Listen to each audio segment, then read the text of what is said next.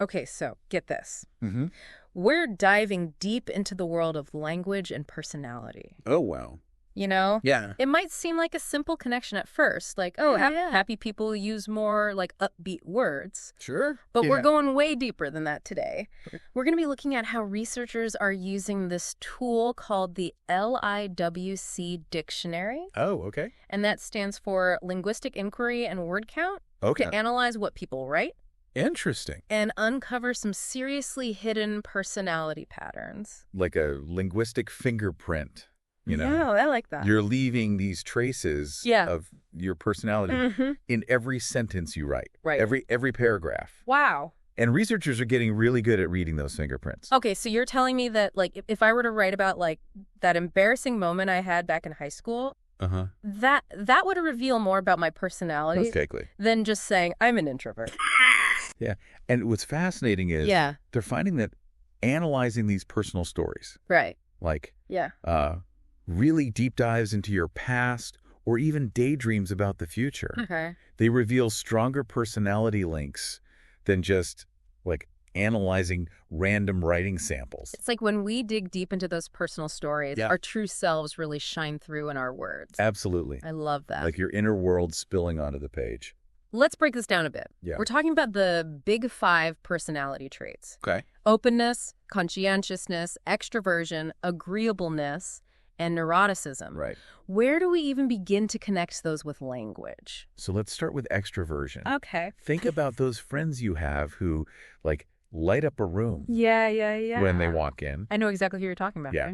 Research shows that extroverts, Mm-hmm. they tend to use more words Yeah. related to people, social activities, and family. So, like, It's a reflection yeah. of that like outgoing energy right. and their natural gravitation towards connecting with others. So if someone's like constantly name dropping Yeah. and talking about all the parties they're going to and like always having dinner with family, Yeah. they might score high on extroversion. You got it. Okay. But it goes deeper than just like being social. Oh, okay. It's the enthusiasm Uh-huh. aspect of extroversion. Okay. That infectious energy Right. that's especially linked to this type of language. So it's like you can actually hear Yes. their excitement Yeah. bubbling over in their words. Yeah, exactly. That's so cool. Okay. I'm curious about agreeableness. Okay. How does being kind and empathetic Yeah. translate into the words people use? So this one might surprise you. Okay. People, Mm-hmm. high in agreeableness, Yeah. they actually use Mm-hmm. more words Yeah. expressing certainty. Oh, wow. Now, you might think that comes from like inner confidence, Right. but research suggests it might be tied to the security Yeah. they feel from strong relationships. That's really surprising. Yeah. I always thought, like, Right. certainty stemmed from, like, a strong sense of self, Yeah. not necessarily from, like, social support. Right. So yeah. agreeable people, Uh-huh. they tend to have these solid support systems, Yeah. and that makes them feel more comfortable Yeah. expressing their opinions and beliefs. Yeah, exactly. It seems like those positive social connections Yeah. create a sense of stability Mm-hmm. and confidence Right.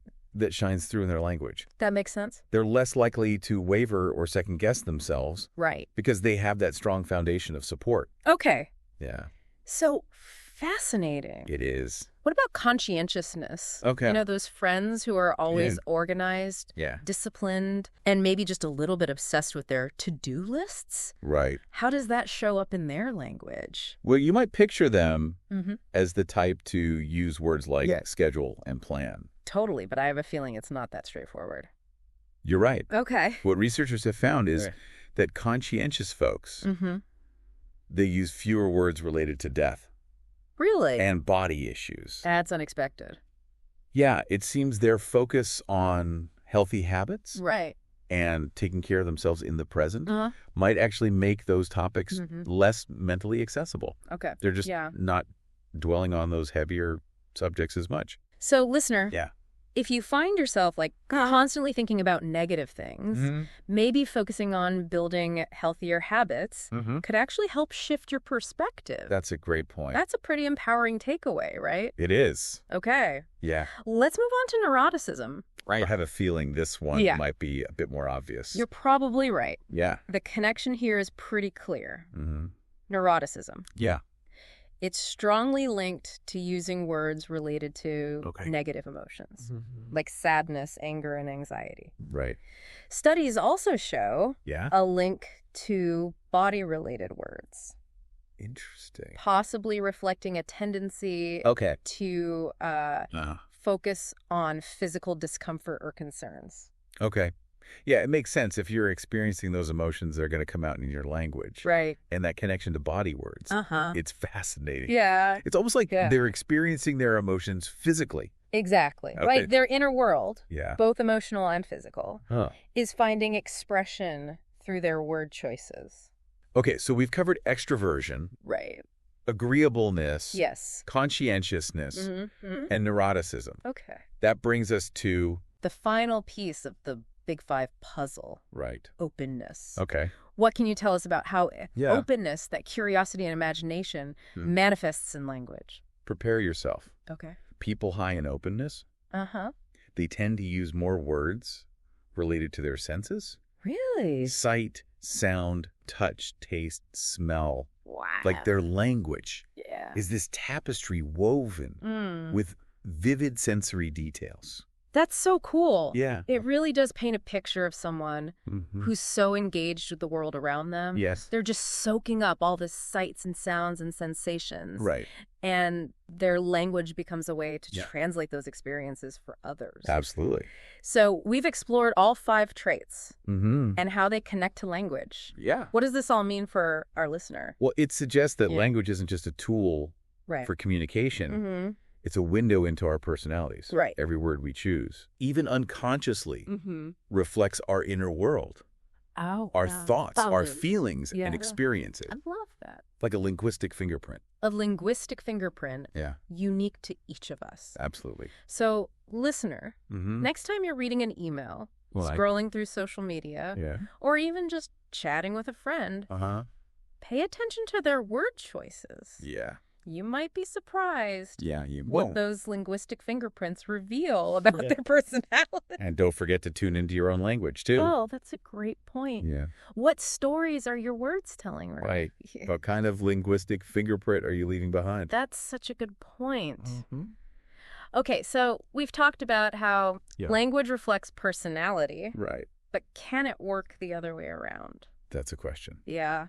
Researchers are actively exploring, and it's a fascinating one. Yeah. There's growing evidence suggesting that the language we use can actually shape our thoughts and behaviors. Really? Yeah, it's like a feedback loop. Oh. Our personality influences our language. Okay. But our language can circle back and influence our personality. Whoa, that's mind-blowing. It is. So, like, if we start using language that reflects a certain trait, like confidence or optimism, could we start to embody those traits? It's an intriguing possibility. Yeah. Right? And this idea is actually rooted in something called the Satir-Whorf hypothesis.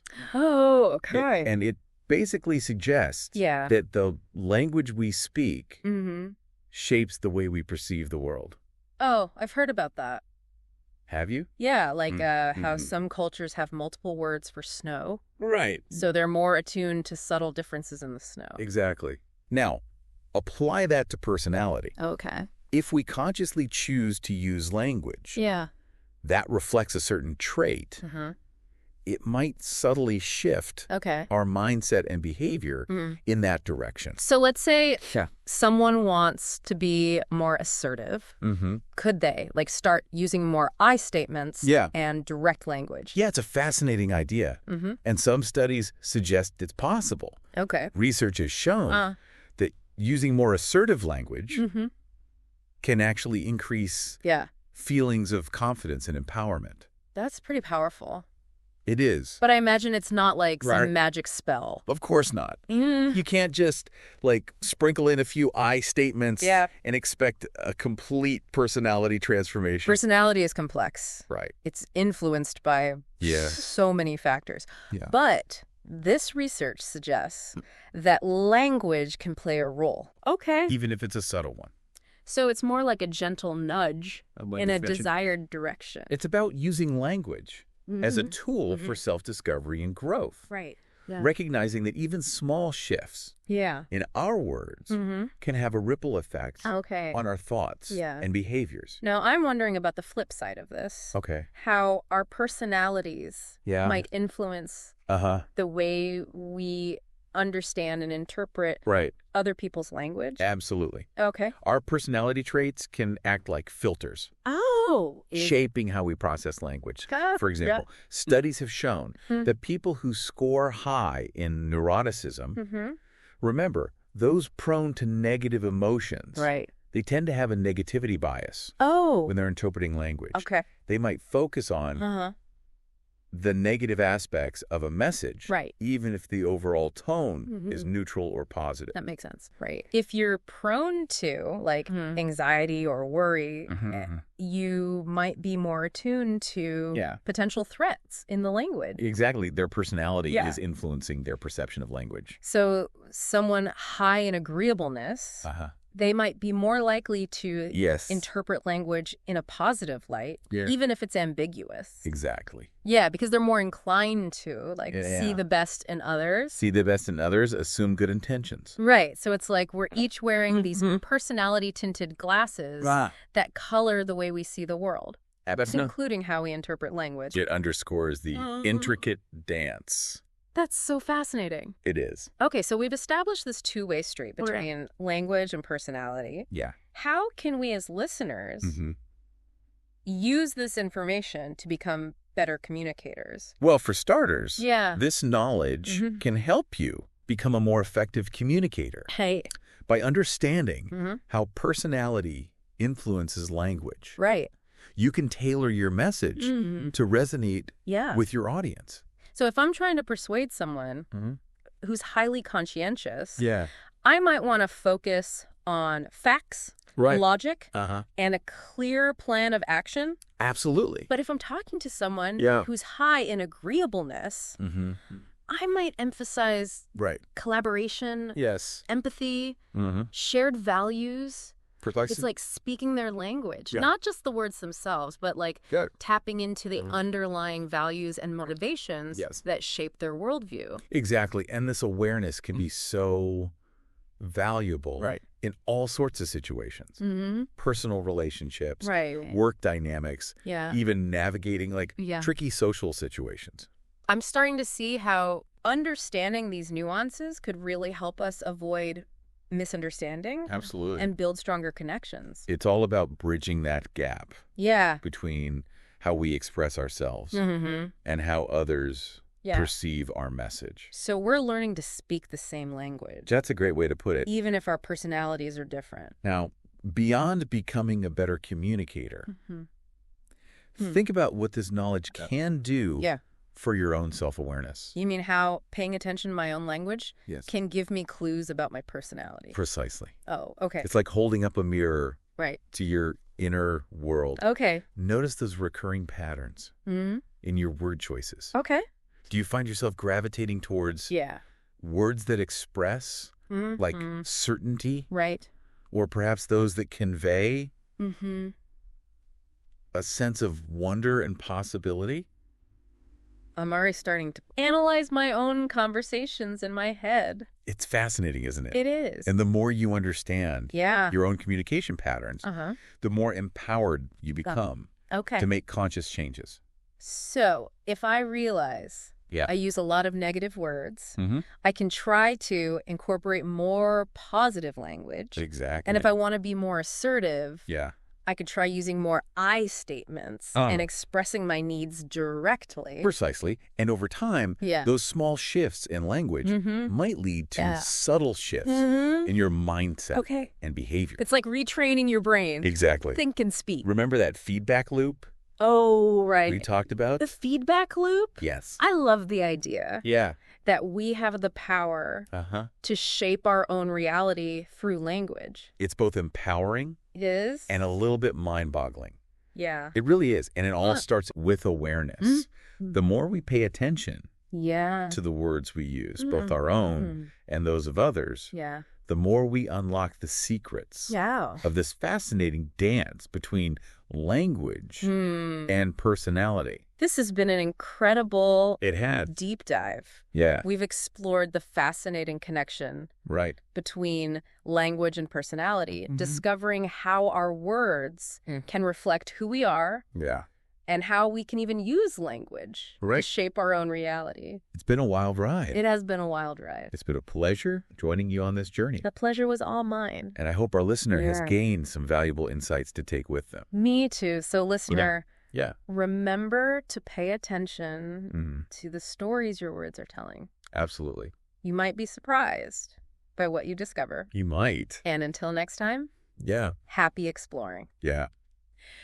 So we've uncovered all this amazing stuff about language and personality. Yeah. And how they can affect each other. Absolutely. Where do we go from here? Well, what are some practical takeaways for our listener? One of the most exciting things about this research is that it can help you become a more effective communicator. Okay, how so? Well, think about it. Yeah. If you understand how someone's personality might be influencing their language choices, you can tailor your message to better resonate with them. So, like, if I'm talking to someone who's really conscientious, should I be focusing on... You could focus on logic. Logic, facts, yeah. and a clear plan. Absolutely.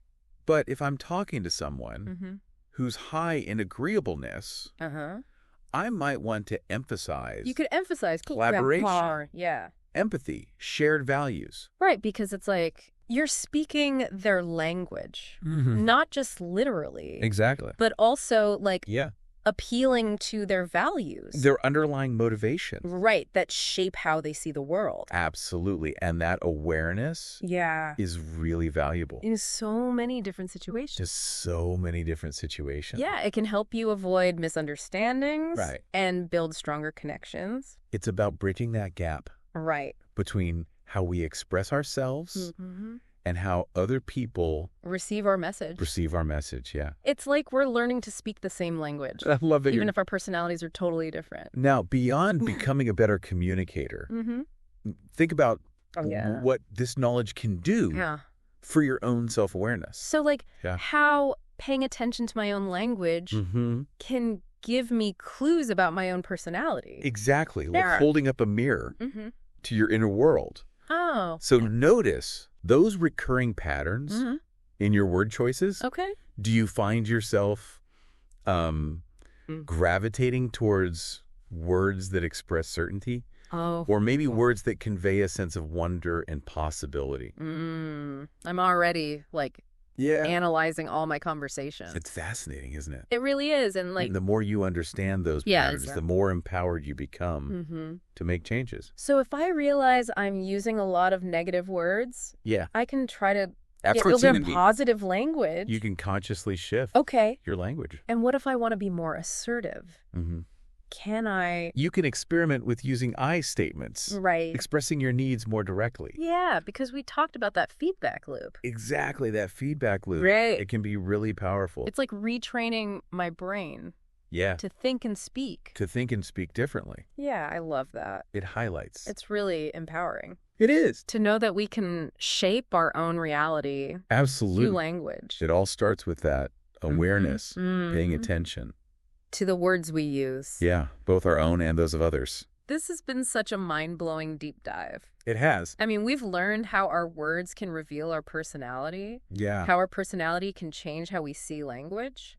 Right. And even how we can use language to change ourselves. It's been a pleasure diving into this with you. It's been so fun. And I hope our listener has learned a lot. Me too. So, listener, remember to pay attention. To those words. To the stories your words are telling. Yeah, you might be surprised. You might be surprised. By what you learn. And until next time. Until next time. Happy exploring.